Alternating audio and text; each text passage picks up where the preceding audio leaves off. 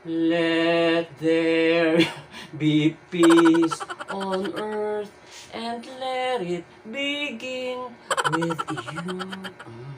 At nagbabalik po ang inyong lingkod, Carlo Mendez TV, mga kabayan. Ang iingay ng mga kapitbahay na aling bisit. Ako, nagsabay-sabay ang mga caps sa kabunganga.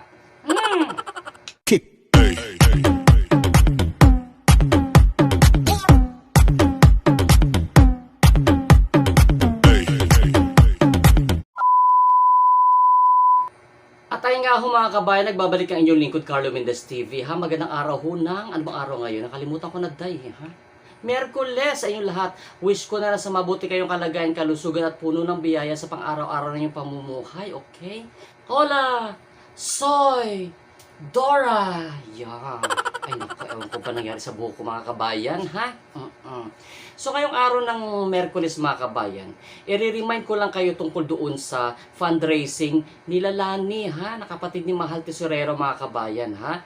Na gusto lang natin i-correct yung mga lumalabas na mga post, ha? Ng kabila dyan, ha? Bahay ni ano, ha?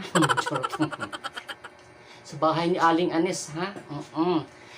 Yung sinasabi ho ni Offer Mirna na ano po, na hindi available sa market, hindi binibenta sa market, ang ibig niya sabihin doon, mga kabayan, hindi nilalabas sa, kagaya ng sa palengke, sa mall, sa other part ng marketplaces, other than doon sa Facebook account, no?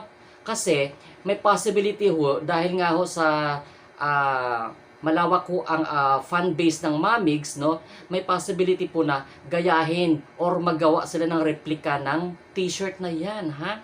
At ngayon, yung t-shirt na yan, mga kabayan, pag ginawa ng replika, pwede ho na niladayain na kunwari, sila yung nagsusupport kay Mahal. So, hindi kay Mahal mapupunta yung proceed ng kita, mga kabayan, ha? Mapupunta yan mismo sa kanila mga bulsa. Yan ang ibig sabihin ni Offer Mirna. Kaya kung minsan, mga kabayan, bago natin ibuka yung mga caps natin, ha? Huwag isabay ang caps sa utak, ha?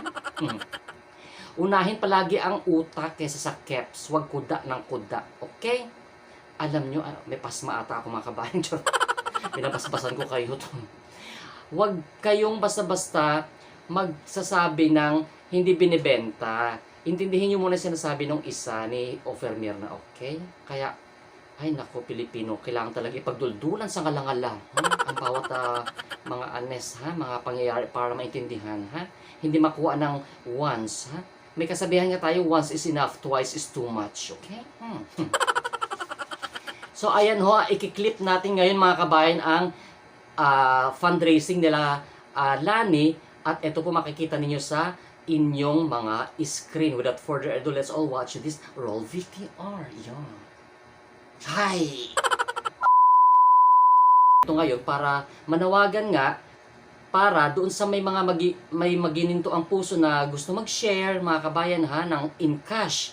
Pwede nyo ho, idiretso yan doon kay Lani. Ayan ho sa inyong screen ang kanyang pangalan sa mga gusto magpadala through Remittance Center. Okay, ayan po ang name. Ayan sa screen niyo. Yan pong gagamitin niyo yung pangalan, mga kabayan, sa pag-send. Ha? Wala ho ibang mapupuntahan niya kung idiretso kay Lani. Actually, kagabi ho, may nag-send na sa GCash ko ng isang kaibigan ng Mamigs, no? Na nagpadala siya ng pera sa akin niya idinaan. Pero agad-agad ko hong isinend doon sa husband ni Lani. At nagkakausap po kami ni Lani, mga kabayan. Okay? Nagpa-thank you siya. Kung sino man ho daw yung nagbigay, thank you so much, sabi ni Lani. Okay? Nagkakausap po kami ni Lani Tablate. Ayan, mga kabayan. Okay? So, yan lang po ang ating vlog for today. Keep safe, everyone. Thank you so much for spending your time watching this video. Gusto ko rin lang i-clarify na okay na okay po ang standing ng ating YouTube channel. Okay? Kaya, doon sa mga mahilig makichismax dyan sa palipaligid ng bahay ni Aling Bising, ha? Nako, ha? Ay, nako. Good luck. Charot. Ha? Aling Bising, ano masasabi mo, ha? Ang pangit daw ng wig ko, sabi ni Aling Bising. Wait, hindi ko pala kayo makita. Ayan, charot. At ito nga ako si Carlo Mendez TV saying God bless Philippines, God bless the world. Thank you so much for spending your time watching this video. Bye.